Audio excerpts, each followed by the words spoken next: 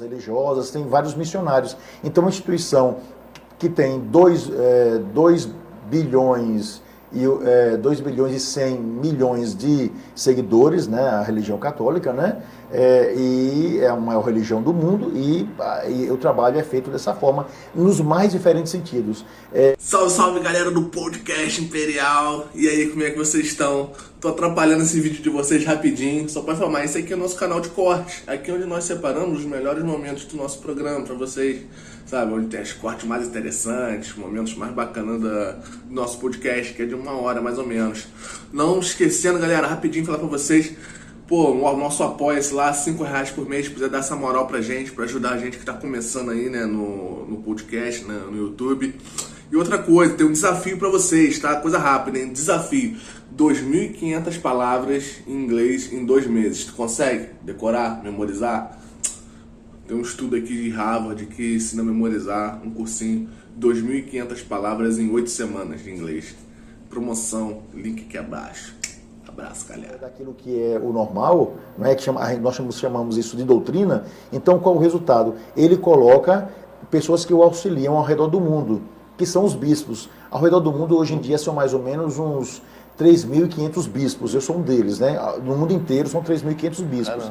E esses bispos todos são auxiliados, né, pelos padres que também trabalham. E esses padres são auxiliados pelos diáconos, né? E a igreja também tem religiosas, tem vários missionários. Então, uma instituição que tem 2 bilhões e 2 bilhões e 100 milhões de seguidores, né, a religião católica, né, e é a maior religião do mundo e o trabalho é feito dessa forma, nos mais diferentes sentidos. Na pregação da palavra de Deus, que é nosso principal foco, né, levar Jesus Cristo a ser conhecido, amado e adorado por todos, essa é a nossa principal função, mas também nos trabalhos que nós exercemos, colégios, universidades, laboratórios. Nós temos monges religiosos que são pintores, que continuam trabalhando com arte, restauradores, professores das mais diferentes áreas. Temos padres que trabalham na área de engenharia, na área de medicina, né? Um dos bispos do Rio de Janeiro é médico, por exemplo, né? Dom Augusto. Nós temos na área do direito, temos universidades grandes ao redor do mundo, né? As universidades americanas, grandes universidades, são universidades católicas, como a Notre Dame e tantas outras, né? Todos os presidentes geralmente têm que ir lá nessa universidade. Nós temos laboratórios para o estudo do movimento da mecânica celeste dos astros na Áustria, melhor dizendo. Nós temos um lugar que foi de pesquisa de Galileu Galilei e de tantos outros, que até hoje os monges que na Europa dão o movimento dos astros para toda a Europa, para os estudos. Então nós temos gente em todas as mais diferentes áreas da educação. Então realmente é uma instituição imensa, né, de uma importância muito grande, e cada um vai exercendo. E aqui nós temos uma partezinha dessa instituição, que é a Diocese de Petrópolis. Cara, isso é muita informação, porque isso mostra que a igreja é importante na evolução humana mesmo, tanto na parte social como na parte tecnológica, de ciências, sabe? E isso às vezes a gente não tem essa informação assim muito na TV. E a religião mais longeva, né? Porque tem 2.000 anos assim, de uma forma ininterrupta, desde Jesus Cristo até o dia de hoje, né? Muito importante. Você acho que você já até respondeu, mas eu acho que a gente tem que eu sei que você vai ter uma resposta interessante para isso. Você acha que com a atualidade, o tempo passando e tal, momentos como Natal, Páscoa, o feriado dos Corpus Christi, o pessoal essa nova geração tem perdido um pouco aquela coisa do Natal, é claro que de um ano para cá a gente não pode, mas de se juntar todo mundo, de ceiar, a Páscoa do pessoal se juntar, dar um chocolate para cada um, ou não dá, enfim, ficar todo mundo junto. O pessoal tem perdido isso com o tempo, com esse avanço da tecnologia. O que você pode dizer sobre isso? Desses feriados que são católicos, que é para estar a família junta. Você acha que o pessoal tem perdido isso com o tempo? Olha, como de um dia para a noite nós acabamos vendo coisas, uma evolução muito grande na área da tecnologia, não é? Eu fiz minha tese de mestrado, por exemplo, em uma máquina de datilografia. Se eu falar de máquina de datilografia para os meus sobrinhos hoje em dia, eles vão rir da minha cara, porque eles nem sabem o que é isso, compreende? Tem que buscar lá para ver como era uma máquina de datilografia. E olha que eu não tenho 300 anos, né? Então, ou seja, muito rápido, não é?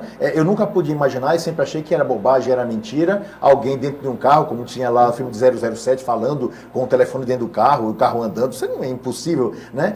Filme de ficção científica que você via a pessoa falando com a outra no telão, assim, aquilo tudo era uma grande mentira. Hoje é tudo possível, né? Hoje em dia você tem até a possibilidade de você ir para Marte, ir para a Lua e assim por diante. A Lua parece que ficou muito pertinho da gente. Então, a evolução ela é normal. Quando o rádio foi criado, quando a televisão foi criada, todo mundo dizia o seguinte, rádio vai acabar, ninguém vai ouvir rádio. As pessoas continuam ouvindo. Quando a internet foi criada, todo mundo diz assim, televisão vai acabar. Olha aí, a televisão continua. Então tem lugar para tudo e para todos. E no meio disso tudo existe uma coisa que não mudou muito, né, que é a pessoa humana. A pessoa humana, a tecnologia evoluiu bastante, ainda nós estamos na idade da pedra em relação à tecnologia. Isso aqui ainda é o início, isso nós vamos evoluir bastante, não é? Agora, o ser humano, nós que trabalhamos com o ser humano, a gente vê que, por mais que ele aparentemente largue alguma coisa ou outra, esse ser humano continua fazendo sempre as mesmas coisas. Eu digo sempre, olha, como sacerdote, eu ouço muito as pessoas. Eu posso lhe garantir uma coisa, ouvindo as pessoas, elas são todas iguais. Eu tenho 28 anos de padre, eu ouço pecados no confessionário das pessoas por 28 anos de idade. Em 28 anos eu nunca vi uma pessoa que me trouxesse um pecado novo. Dissesse assim, olha, eu cometi tal pecado, poxa, isso aqui é novo, entendeu? O máximo que a gente ouve, assim, de uma coisa que a gente leva um susto talvez eu matei alguém, que é uma coisa raríssima, porque ninguém vive matando as pessoas por aí, né? Então, é um número reduzido, ou então eu roubei, assim por diante. Mas a gente vê que o ser humano é o mesmo, o ser humano ele quer ser feliz, o ser humano quer uma pessoa para chamar de sua, quer amar, o ser humano quer casar, quer ter filho, tem sonhos, quer progredir. As coisas mudam, mas o ser humano, no fundo, ele continua o mesmo. Eu sou antropólogo e não é só aqui, é em qualquer lugar do mundo. Quem teve condições de estudar fora percebe que as lutas e os sonhos do ser humano, ele é o mesmo.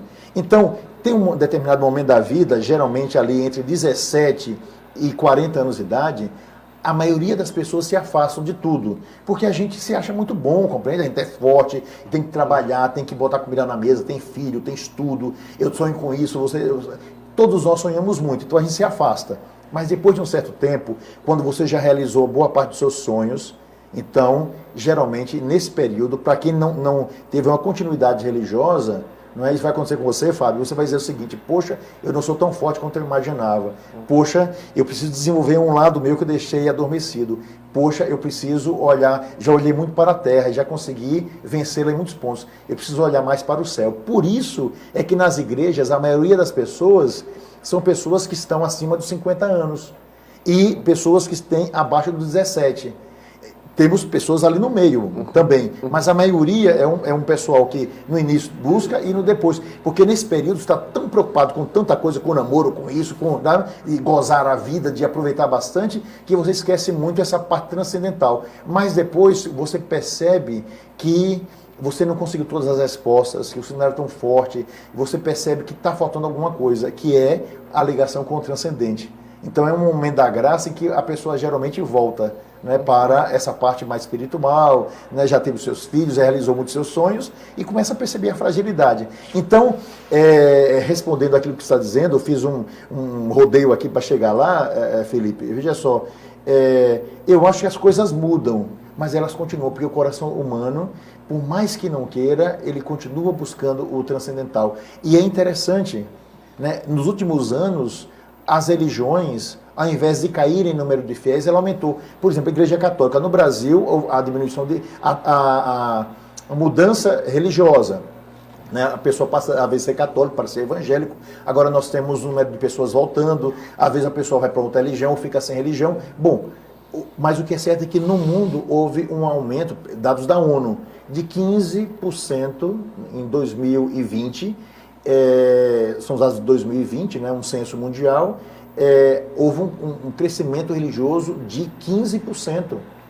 A Igreja Católica, aqui no Brasil, né, o número de fiéis às vezes diminui porque essa mudança de religião, as pessoas mudam, depois às vezes muitas delas voltam, mas nós tivemos no mundo um acréscimo de 8,1% de católicos no mundo. Por que houve um aumento de católicos no mundo? Por causa do acréscimo de católicos na China, no Vietnã, no Laos, no Extremo Oriente. Ou seja, uma coisa interessante.